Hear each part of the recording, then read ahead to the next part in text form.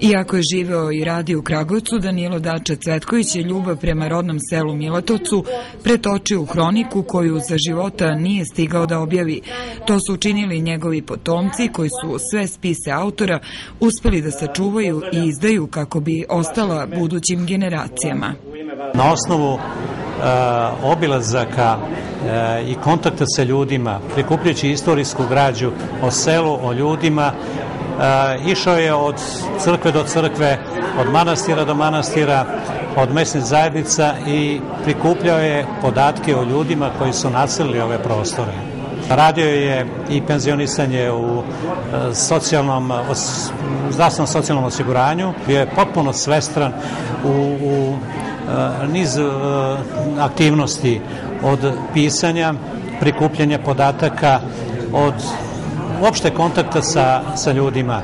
Iako je autor hronike bio ekonomista, dobro je razumeo metodologiju istorije i korišćenjem arhivske građe, uglavnom iz crkvenih knjiga, ali i usmenih kazivanja, beležio događaje koje nije ulepšavao.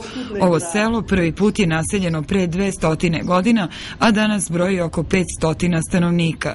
U hronici su između ostalog zabeleženi rodoslovi svih porodica koje žive u Milatovcu. Dati su ljudi, dati su njihova zanimanja, škola, crkva, dato je, što je posebna vrednost knjige, geneza, data je geneza svih familija. Rodoslov je kao retko u kojoj hronici urađen toliko precizno da se za nekih 100 i više godina, zahvaljujući crkvenim knjigama koje su sačuvane, tačno može videti spisak rođenih i spisak umrlih.